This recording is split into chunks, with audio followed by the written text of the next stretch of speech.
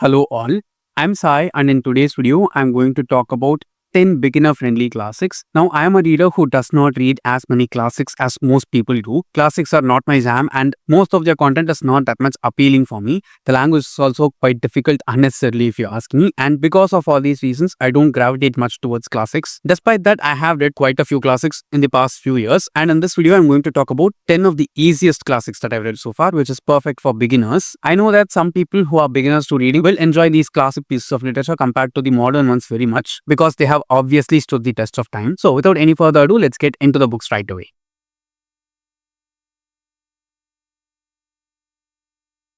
The first classic that I'm recommending today is Little Women by Louisa May Alcott. Now the best part about this book is that if you end up liking this one, there are also sequels to it, so you can go forward and read it as a series. And if you're not that much interested in series, you can just stop with this single book itself, because either way it is really nice. So in Little Women, we follow the story of 4 sisters inside this family, and the story happens during the time of the American Civil War. Since the Civil War is going on, the economy and condition of the country right now is not that great, and when there are things going on in the outside world, it affects the home of the 4 sisters also. What all they do in order to find comfort inside the family is what we see here. It is a story of family, relationships, bonding, and the love between siblings, beautifully shown by the author. In the modern term, I can say that this is one of those cozy books which everyone will love to read. If you're someone who's missing your family right now and want to derive some comfort from some kind of media, Little Women will be a really good book for you. Especially if you're someone who digs sibling relationships like me in the books that you read, you should definitely try reading this one. The next one we have is yet another children's classic, and most of these are children's classics, so anyone can go forward and read them. It is Heidi by Johanna. Spyri. In this book, we follow the life story of Heidi, who's this very small girl. And the entirety of this book happens during the childhood of Heidi, and it is really beautiful. It happens in England, and it happens in a kind of very hilly region. So the atmosphere of the book and the ambience that it provides is very beautiful. If you're feeling anxious, if you're feeling down, if you just want to read something very emotional at the same time low-key comfortable, you should definitely go forward and read Heidi, because more than the story itself, the character of Heidi and all the mischievous things that she does is what brings the story more to life than anything else inside it. Even the setup in which the book takes place is very pictures. As you read through the text, you can just see the story unfolding in front of your mind's eye because the writing is that beautiful. The descriptions are lush yet not boring. The language is comparatively easy since it's a children's classic, and if you're someone who wants to read something for the child in your heart, this will definitely be a read which will be a balm on that wound. Next, we have one of my all-time favorite classics, which is Anne of Green Gables by Montgomery. Just like Little Women, this one also is the first book inside a series. So if you end up liking this one, you can go forward and read all the 7 other books inside this 8-book long series. I love this book and I have not read its sequels too. So in this book, we follow our main character Anne, and her name is spelled as Anne with an E. What all happens in Anne's life after she gets accidentally adopted by a couple is what we see here. Anne is an orphan, and there are some bad things which have happened in her past. After she's brought up by her adoptive parents, how her life changes and how she starts seeing things in a really different view is what we see here. And the best part about the story compared to anything else is the kind of optimism that Anne possesses. Just by living her own life, Anne has the capability to go forward and inspire millions to live their own lives with a lot more hope. Her story is not easy. It is not something which is a bed of roses in any way. She goes through very harsh things, but the core of her just remains the same. She keeps on trying to make her life better, and she always stays true to herself. And all this is done by the author in a very soft way. There is this huge strength when it comes to perseverance and persistence, right? That's what is expressed through Anne's story in this one. So if you need some kind of motivation, but not something which punches you in the face, just go forward and read Anne of Green Gables. Next, we have The Secret Garden by Fances Hodgson Burnett. In this book, we follow our main character, Mary, who's a very small girl, and she's been born and brought up in India. But because of some reasons, she's taken back to England and stays there along with her father in this huge mansion. And she's ordered not to go forward and visit this one particular garden alone inside that area. And out of nowhere, because of some curiosity, Mary goes forward and sees what happens inside the garden. There's a lot of dark truths that are revealed to Mary for such a young age, and how she just changes the garden from something which is very dark in its mood to something filled with joy and hope is what we see here. It is not an easy process, especially for a child, but the way in which the author shows us the story and approaches it properly is amazing to read. Just while talking about all these books to recommend to you guys itself, I want to go back and reread them because I have such fond memories of all of these books. Again, it's very easy to read. It can be read by even children because the story is very engaging. It's not childish, but it has that childlike element really well done. Just keep in mind that since all of these books are classics, some of them are a bit racist here and there. Apart from that, the values that they deliver are really, really beautiful.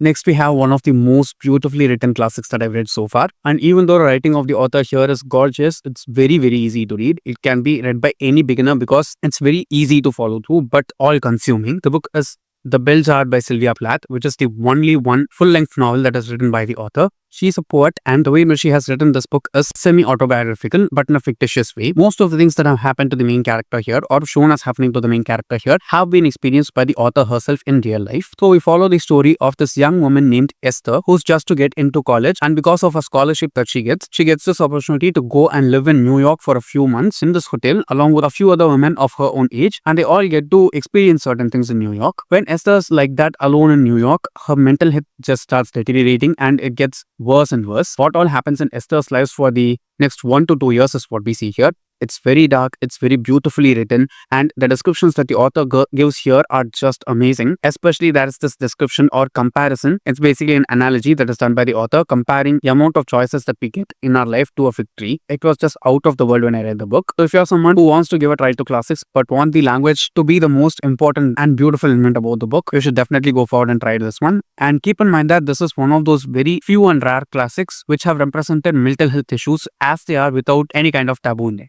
Next, we have a very tiny classic, and trust me, you can finish this one in just an hour. And once you finish the book, you'll just be in this whirlpool of emotions because it makes you feel stuff, which is The Canterville Ghost by Oscar Wilde. In this book, we follow a family who go and live in this new mansion, and in that mansion there's this ghost who's called the Canterville Ghost because the place is Canterville. The ghost tries to frighten the members of the family, but for some reason all the members inside the family are just amused by the things that the ghost does and they make fun of it. Because of this, the ghost gets depressed very much and is not able to function well. It's a very, very funny book, but towards the end of the book you just to see an emotional side of the ghost story than it just being a comical aspect throughout the story. The author makes you laugh for most of the book, and towards the end he makes you feel for the ghost itself. The writing is gorgeous because Oscar Wilde's prose is always gorgeous. So yeah, if you want a good laugh and also a twang of emotion in your reading, go forward and read this very tiny classic, which is The Canterville Ghost. Next, we have a Christmas classic, and the best time to read this is during the end of the year, and it is A Christmas Carol by Charles Dickens. I know that many people have heard about this book already multiple times, but trust me, it is one of the most simple classics to follow through. In this book, we follow our main character, who's this old man named Ebenezer Scrooge, and he's living alone right now. One of his cousins calls him to dine with them for Christmas, and he just refuses that invitation. On the same day, what happens is there are a group of people who come to his house and ask him for donation for the poor. He refuses to pay them also, and he just lives alone in this cold house that he has. He is visited by a ghost of one of his friends, and that ghost tells him that he'll be visited by 3 ghosts in the next 3 nights, and all those 3 ghosts in the next 3 nights are ghosts of the Christmas from the past, present and future. After hearing what they have to say, Ebenezer Scrooge has to go forward and decide what he's going to do with the rest of his life. It's a very thought-provoking, silky classic if you ask me. The story just goes really, really well, and again it can be read in just a single sitting. See how tiny it is. Please do read it during the winter time because it will just provide the exact kind of feels that you require during that season. Just because it has ghosts doesn't mean that it is spooky. It is more thought-provoking than anything, and is also very much suitable for children as well. Next, we have yet another very tiny classic, and it is The Little Prince by Antoine de Saint Exupery. This is translated from French if I'm not wrong, and in this book we follow our main character, who's this pilot whose plane has crashed in the Sahara Desert. And when he's left alone with no food or water with him, from out of nowhere he gets to meet this little guy called the Little Prince. And the Little Prince is kind of a person who says that he's not from the place where he is right now. The whole book is just a bunch of conversations between the pilot and this Little Prince, and it reveals a lot of things about life for the pilot as well as us the reader. It has illustrations in it which are done by the author itself. They are very minimal, simple illustrations, and if there is one book which is most thought-provoking of all the books that I'm recommending inside this video, this is the one which is most, because every time you read The Little Prince, the things that get revealed in your mind about your childhood, your life, and the things to come keep on changing. That's the same opinion that most readers of this book have. Since it's a tiny book, you can also go forward and read it multiple multiple times. It will put you in a trance and take you through different emotions in your life. So please don't miss this experience of a lifetime by not reading this book. Next, we have yet another very small classic. Again, you can read this in just 1 hour. It's a classic which I did not like when I read it for the first time, but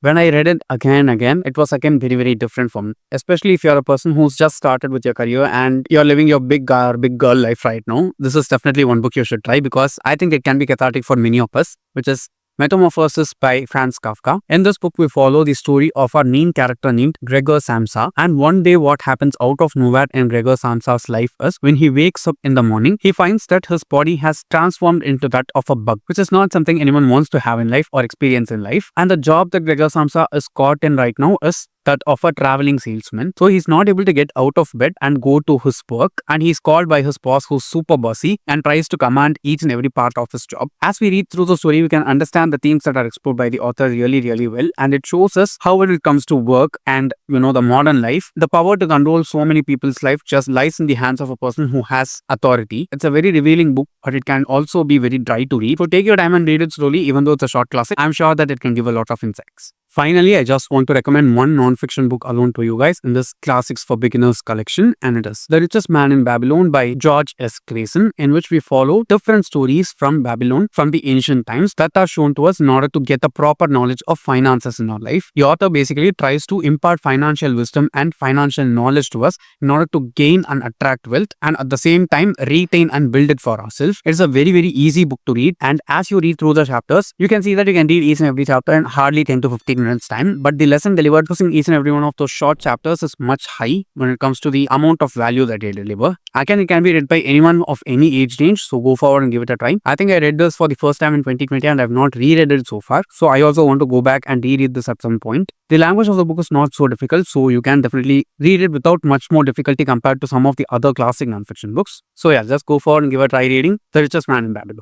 So yes guys, those are the 10 beginner-friendly classics which I wanted to recommend to you today. If you've read any of these books, please do let me know your thoughts on them in the comments below because I want to know what you think about these books. And if you have any other such classic recommendations for beginners, please drop them also down in the comments because I, as well as others who want to read classics but not such deep, thick, difficult books, can get recommendations from you. And if you did find this video useful, don't forget to give it a thumbs up and share it with your friends. If you want to get more content from me, do subscribe to the channel. Thanks for watching and have a great rest of your day.